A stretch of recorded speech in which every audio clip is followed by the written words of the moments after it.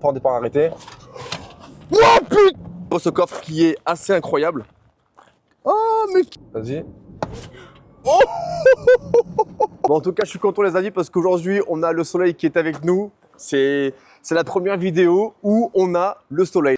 On a un bijou sous nos yeux. On a une Porsche Taycan Cross Turismo 4S les amis, de 2021. 471 chevaux. C'est le Taycan mais en break. En plus de ça, pour moi, c'est un mini SUV. Il a été un peu rehaussé. Donc du coup, ça fait un peu aussi tout terrain. Bon, je vous dis pas de prendre des dodanes à 130. Ça marchera pas. Regardez-moi ce coffre qui est assez incroyable. Oh, mais qui vois-je? Qui vois-je? Bon, apparemment les bêtes, c'est pas trop ça. On va rester sur les voitures. Regardez-moi ce coffre. Vous avez une sportive avec un coffre qui est immense.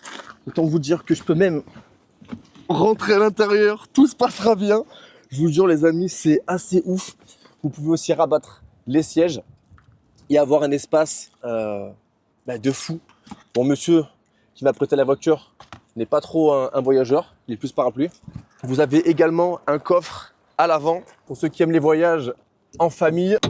Voilà, regardez-moi ça. Petit coffre à l'avant, vous pouvez ranger vos câbles ou sinon pour les courses rapides, c'est très bon aussi. On l'assimile souvent à la Mercedes EQS qui est un modèle à 150 000 € qui est un peu dans le même délire. Vous avez aussi la Audi e-tron GT qui est un modèle à 115-120 000 et la Tesla modèle S dans les 90-95 000. Pour ce modèle-là, vous avez un prix qui est à 115 000 €. Après, ça reste Porsche, mais je pense que du coup, le taf, il est fait. C'est un modèle pour moi qui est très luxe. Je vous conseille pas de prendre de la Tesla parce que Tesla, c'est vrai que j'ai des amis à moi qui ont déjà testé le modèle et vous avez souvent des problèmes. Pour moi, Tesla n'est pas au point. Porsche, c'est connu, c'est quali, on sait d'où ça vient. Donc, du coup, vous pouvez y aller les yeux fermés. Ce qui est top, c'est qu'avec cette Taycan Cross Turismo 4S, on garde vraiment un look très très sportif. Vous avez en plus un look aérodynamique avec les prises d'air qui sont à l'avant, sur les côtés et à l'arrière avec une belle courbe. Certains diront que parce qu'il y a ce côté break, ça donne un peu, ça enlève ce côté un peu sport à la voiture. Mais moi, en tout cas, je trouve que ça donne un côté assez agressif, très très large en tout cas. De l'arrière, vous allez voir, ça donne, c'est vraiment un stock. Regardez-moi ces deux belles fesses bien arrondies. Ça donne vraiment un look très agressif à la voiture. Moi, j'adore. En plus de ça, Porsche a mis sur ce bolide des jantes en 20 pouces. Sur ce modèle, vous pouvez changer couleur, pack de design, un peu vous faire kiffer sur tout ce que vous voulez. Vraiment, Porsche, ils sont très bons là-dedans. Ça peut monter très très vite. Par contre, faites gaffe parce que Porsche a des options qui coûtent très très cher. Vous allez vous amuser et vous faire kiffer. Par contre, à la fin, la gestion va être salée. Pour parler autonomie, ce véhicule va avoir 388 km, voire 452 km. Tout dépend de comment vous allez rouler. Je vous conseille de faire vraiment un plan quand vous allez faire de longues distances pour vous recharger le véhicule régulièrement. Vous avez une charge rapide qui sera du côté droit du véhicule. Vous pouvez recharger le véhicule à 80% en 20 à 30 minutes. Sinon, vous avez la charge côté gauche qui est une charge simple. Par contre, le véhicule mettra plus longtemps. C'est logique. Moi, tout ce que j'aime, c'est vraiment la technologie, tout à portée de main. Mode normal. Donc là, c'est au niveau du châssis qui va être au milieu. Mode sport. Vous voyez, ça reste pareil. Mais par contre, vous allez avoir une meilleure tenue de route. Et là, Sport Plus, niveau de châssis qui va être bas. Voilà. Et vous pouvez donc abaisser, monter quand vous allez être dans un terrain où il y aura des cailloux et le véhicule va se lever. Regardez juste ici, vous avez le véhicule qui se lève. Et vraiment, ça change la donne. C'est incroyable.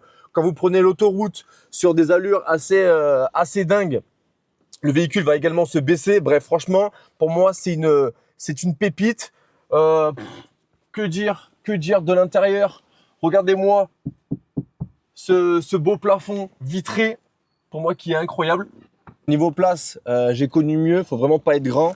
Regardez la place que vous avez à l'intérieur. Donc moi je fais 1m89. Regardez, j'ai une main qui passe avec le siège. Regardez-moi un peu après cette beauté quand même. Hein. Quand vous allez rouler, vous avez quand même un habitacle qui est assez stylé, avec un toit panoramique de qualité. Bon, je pense que c'est un des meilleurs moments de la vidéo. Le moment où on va tester le monstre. Attention, micro accroché, let's go. Alors, Là, du coup, qu'est-ce que j'ai fait? Qu'est-ce que j'ai fait? Parce que j'étais intelligent. On est sur un mode gravel. Qu'est-ce que j'ai fait? J'ai mis le mode gravel et j'ai rehaussé le véhicule. Parce que du coup, de base, c'est un véhicule qui est sportif. Du coup, qui dit véhicule sportif, dit véhicule qui est bas. Donc, du coup, on va éviter d'accrocher le véhicule, en plus qu'il n'est pas à moi. Donc, let's go. Voilà, au moins là, on est bien haut. C'est bien bon, c'est bien propre. C'est pour moi une caisse de tous les jours. Bon, ok, en fait, voilà, on va être franc sur ce véhicule. Pour moi, le problème, c'est sa largeur. Je trouve que c'est la largeur d'un Hummer, mec. C'est trop. Pour moi, c'est trop gros. C'est trop gros. Et regardez-moi ces deux paires de burnes qu'il y a devant, qui sont juste énormes. J'ai l'impression d'être dans un bateau. Vraiment, c'est démesuré. C'est très minimaliste. Faut pas s'attendre à avoir un truc de ouf. Voilà. Pour moi, c'est très très simple. Porsche avait quelque chose de, pour moi, de très luxueux, de très, en vrai, voilà. Ça suffit largement, je pense. Ah là là là là là, faut être beau pour la vidéo. Ah mince, ça tourne. Là, on est encore en mode galère. Là. Vous voyez un peu le terrain qu'il y a, hein. Et pourtant, c'est une sportive et ça se prend. Les suspensions sont très très bonnes.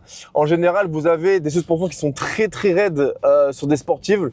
Là, franchement, il y a un confort absolu. Demain, on me dit de faire la route avec ça.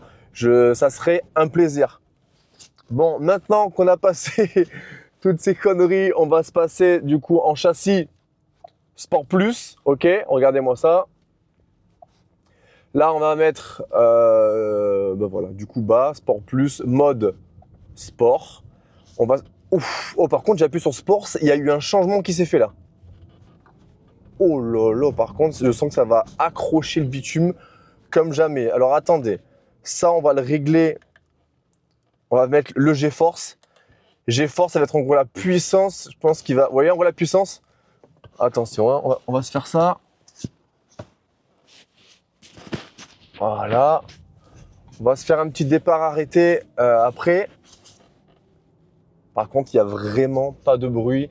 Les gens à chaque fois ils disent oui machin, l'électrique ça fait pas de bruit, c'est une horreur tout ça. Ok, mais en fait je pense que ce genre de voiture, cette Porsche Taycan Cross Turismo 4S, elle est faite pour écouter en gros du classique, rouler avec sa petite femme ou ses enfants et être heureux dans sa vie quoi. Je pense que c'est le mieux. Attention, je vais faire une petite accélération, pas en départ arrêté. Oh putain! Non c'est pas possible. Bah alors attends, on va reprendre les choses. Mais attends, mais j'étais choqué de ce qui s'est passé là. Oh. Il faut savoir qu'il y a bébé qui filmait juste derrière moi, donc autant vous dire que les G quand elle se les prend, je me les prends aussi. Hein. Waouh! Oh, j'étais choqué du véhicule là. Je vous cache pas que j'ai déjà conduit l'autre jour. Avec un pote à moi, on l'a conduit. J'en ai eu mal au ventre carrément parce que vraiment le véhicule pour moi, non mais oh! Oh! Non franchement, ah, mais là, oh, par contre, c'est waouh! Par 471 chevaux en overboost, donc en sport plus. Prendre mes pieds, voir la sensation que ça fait. Vas-y, fais un test. Vas-y. Oh! Attends, vas-y, on y va. Oh, allez, c'est parti. Oh, bébé, putain! Oh, ça passe. Oh, ça. Non, mais c'est par contre. Ah, voilà. Le seul problème, voilà, c'est exactement ce que je voulais faire. Les amis, le seul problème, c'est qu'en fait, c'est une voiture qui fait 2 tonnes 3. Et le problème, c'est que quand vous allez quand vous allez freiner, on a l'impression que le véhicule a du mal à freiner. Pour moi, voilà, c'est un très bon véhicule pour tous les jours, tout ça, tout ce que vous voulez. Mais par contre, voilà quoi, 2 tonnes 3, quand c'est parti, autant vous dire qu'il faut grincer des dents pour l'arrêter quoi. Ah, on prend autoroute? Allez, autoroute. Non mais si... Et par contre, oh, j'en perds le micro, tu. Attends, je vais mettre ça là. Par contre, ouais, c'est assez... les amis, c'est assez déstabilisant.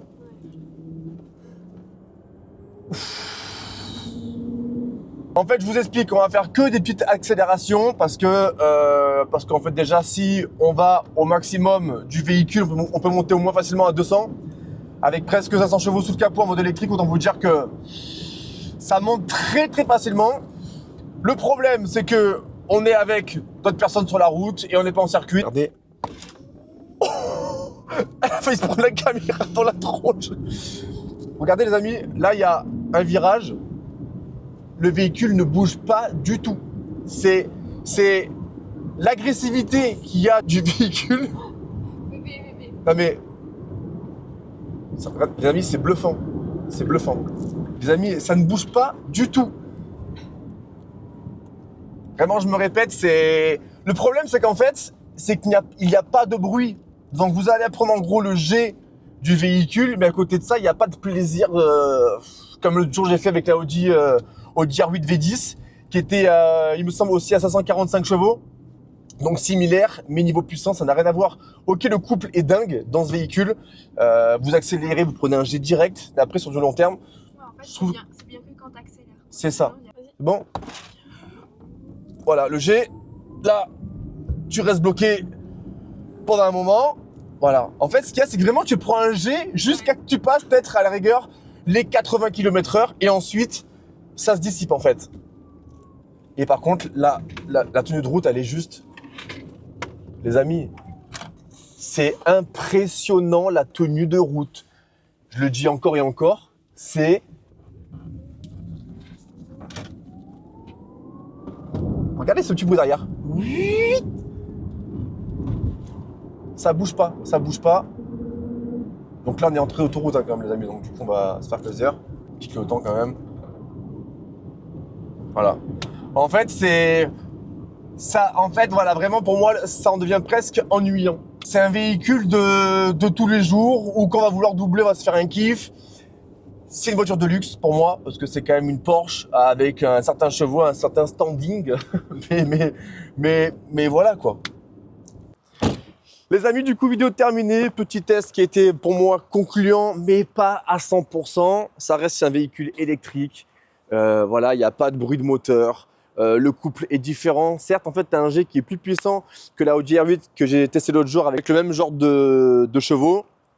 Sauf que tu prends aucun plaisir. Ok, tu vas dépasser sur l'autoroute, tu vas prendre un petit G, ça va être drôle. Mais juste après, franchement, le reste, niveau moteur, voilà. L'électrique, pour moi, ça reste encore quelque chose de très compliqué. J'aime quand ça crache. J'aime une voiture de bandit. Pour moi, là, c'est vraiment une voiture de grand-père, c'est tout. Mais ça reste Porsche. Le petit écusson comme ça, moi, il me fait bien vibrer. Voilà, caisse de tous les jours. Si tu as un long trajet, tu ne la prends pas parce que du coup c'est une galère. Court trajet, bonne sensation, intérieur Porsche, etc. Autant vous dire qu'on se fait kiffer. Et voilà. Moi je dirais la prochaine, ce sera une thermique parce que là, électrique, ça m'a gonflé. Allez, ciao.